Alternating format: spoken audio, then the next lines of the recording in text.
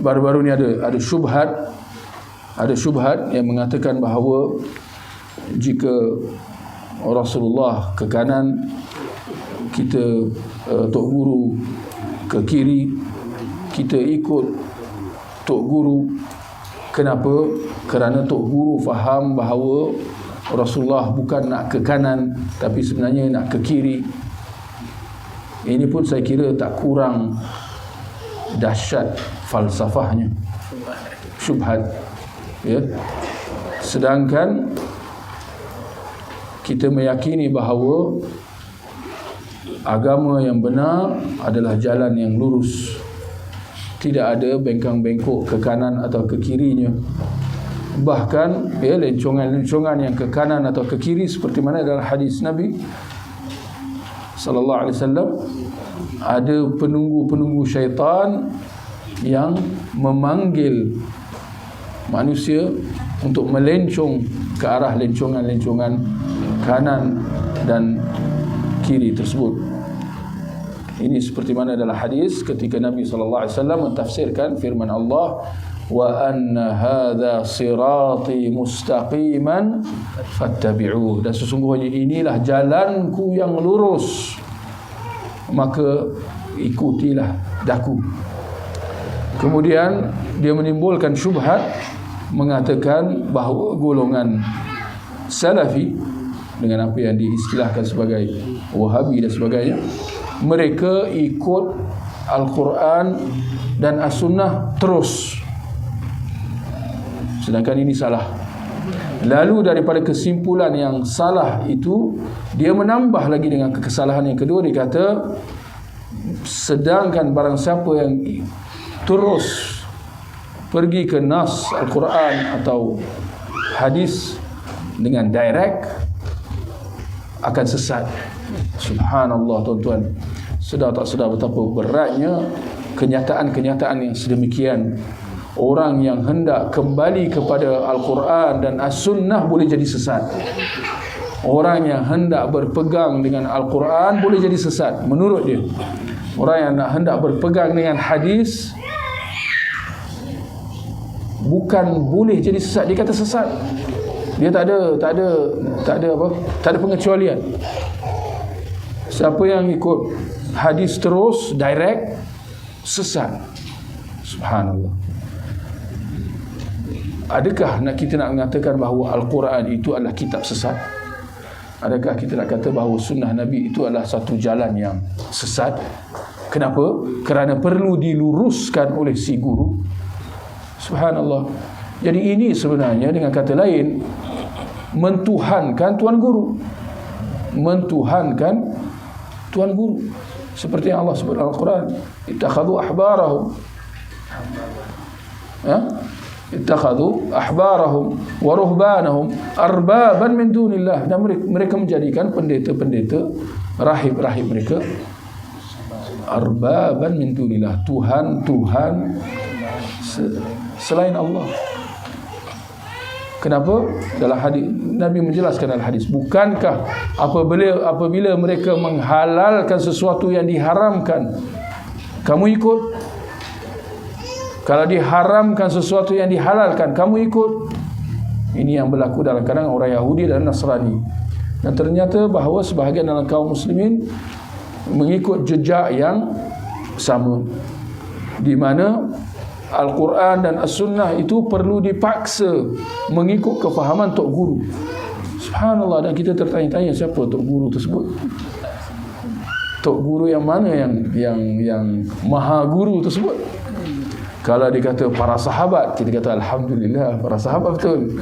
Ya, memang itulah dia dakwah salaf. Dakwah salaf. Maka di sini kita kena tegaskan bahawa dakwah salaf bukan berpegang dengan Al-Quran dan As-Sunnah semata-mata mengikut kefahaman kita masing-masing. Bahkan itu kesesatan. Bahkan kita kata inilah antara sebab utama kenapa umat Islam berpecah untuk sekian lama. ketika mana masing-masing mendakwa, semua mendakwa, betul atau tidak tuan-tuan? Kami berpegang kepada Al-Quran dan Sunnah. Syiah kata macam tu, Sufi kata macam tu, tarikat dengan segala bagainya kata macam tu, ya, gerakan-gerakan haraki kata macam tu, Qadiani kata macam tu, semua tak ada siapa yang kata kami tak percaya kepada Al-Quran tapi kami Muslim. Mana ada? Kami, ya, semua menerima Al-Quran dan Sunnah. Tinggal lagi apa? Kenapa jadi perpecahan? Kenapa jadi perselisihan? Berlainan akidah, berlainan ibadah, ya, dalam perincian-perincian permasalahan, lain manhaj. Kenapa? Tidak lain dan tidak bukan kerana setiap kelompok-kelompok tersebut memahami Al-Quran dan As-Sunnah mengikut acuan kelompok masing-masing. Dan apa yang dinyatakan oleh si fulan itu sebesar-besar, pengakuan terus terang Al-Quran dan Sunnah perlu difaham ikut faham tok guru. Ini ikut faham tok guru dia, ini faham tok guru dia, ini faham tok guru dia. Adakah ini Islam? Kesudahan dia banyak kelompok, ya. Sedangkan umat Islam adalah umat yang satu, agamanya satu, rujukannya sama, Tuhannya satu, nabinya satu, tapi, ya, fahaman dia berpecah-pecah. Adakah ini yang dikehendaki oleh Islam? Adakah ini yang dilakukan oleh sahabat? Ada sahabat macam tu. Ada sahabat, wahai Abu Bakar, cuba tafsirkan Al-Quran ikut kefahaman kau dan kita ikut faham kau. Ada sahabat buat macam tu, ya. Kita ada mazhab Abu Bakar, mazhab Umar. Sekiranya berpegang kepada Al-Quran dan As-Sunnah terus adalah sesat, maka para sahabat semua sesat, kerana mereka tidak ada tuan guru selain daripada Rasulullah sallallahu alaihi wasallam. Betul atau tidak tuan-tuan? Sekiranya kembali kepada hadis terus adalah sesat, maka para sahabat semua sesat, ya. Maka ketika mana keadaan bukan sedemikian, maka kenyataan yang sedemikian jelas keliru dan salah. Dan kita tegaskan bahawa memang umat Islam tidak boleh memahami Al-Quran dan As-Sunnah mengikut kefahaman diri mereka masing-masing. Tak kira sama ada dia seorang tuan guru, dia seorang, tak kira dia seorang mana, alim, syekh, ustaz, tak boleh dia mentafsirkan nas Al-Quran dan hadis ikut kefahaman dia. Tak boleh, itu bukan Islam. Sebaliknya apa tuan-tuan? Sebaliknya Al-Quran dan As-Sunnah itu perlu difahami mengikut kehendak Allah, kerana ini syariat Allah. Al-Quran kena difahami ikut kehendak Allah, kerana Allah itu kitab Allah. Demikian juga dengan hadis, perlu difaham mengikut apa yang cuba dijelaskan oleh Nabi sallallahu alaihi wasallam, kerana itu sabdanya, perbuatannya, perakuannya, ya. Jadi bagaimana kita nak memahami Al-Quran mengikut kehendak Allah, memahami hadis mengikut apa yang dimaksudkan oleh Rasulullah sallallahu alaihi wasallam? Bagaimana, apa jalan dia? Kita kata tidak lain dan tidak bukan mengikut jalan sahabat, mengikut jalan para khulafa ar-rasyidin, seperti mana dalam hadis-hadisnya yang telah disabdakan sendiri oleh Nabi sallallahu alaihi wasallam. Yani benda ni bukan benda yang rumit, bahkan telah dijelaskan oleh Nabi sallallahu alaihi wasallam seterang-terangnya. Alaikum bisunnati, apa tuan-tuan, wa sunnatul khulafa ar-rasyidin al-mahdiyyin min ba'di. Nabi kata terang-terang, hendaklah kamu berpegang dengan sunnahku dan sunnah para khulafa ar-rasyidin. Semua sepakat bahawa khulafa ar-rasyidin ada 4, Abu Bakar, Umar, Uthman dan Ali. Tak ada yang kelimanya. Ada perbahasan tentang Umar bin Abdul Aziz, tapi yang sepakatnya 4. Nabi suruh ikut mereka.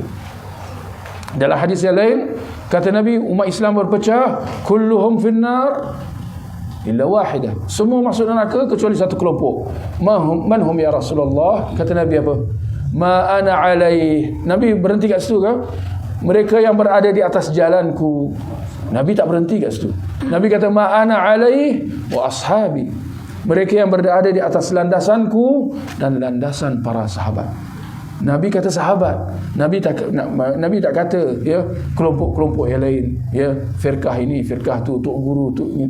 Ma ana alaih wa Abdul Qadir Al-Jilani, ma ana alaih wa Habib Nuh. Nabi tak kata macam tu. Ya, wali songo, tak apa-apa, tok guru ni tu. Nabi tak kata macam tu. Ya, jadi tinggal lagi kenapa Nabi tekankan tentang kefahaman para sahabat. Kerana memang tidak dinafikan bahawa pemahaman terhadap Al-Quran dan Sunnah boleh diselewengkan ketika mana masing-masing kelompok cuba nak memahami Al-Quran dan hadis itu mengikut faham mereka masing-masing. Dan itu akan jadi sesat. Maka tak heran kenapa Nabi dah terangkan, ya, dengan sabdanya, pentingnya memahami agama Al-Quran dan Sunnah mengikut kefahaman para sahabat. Dan itulah dia dakwah salaf. Itu dia dakwah salaf. Jadi sudahlah dia memfitnah dakwah salaf, mengatakan bahawa kita, ya, memahami Al-Quran As-Sunnah direct. Apa maksud dia direct tak tahu, itu pun dia kena syarah jugalah. Tapi yang kita faham ni direct lah, ikut faham kita lah. Sedangkan bukan begitu. Kemudian dia kata siapa yang pegang Al-Quran Sunnah terus sesat. Ini bagi saya ini malapetaka, ya.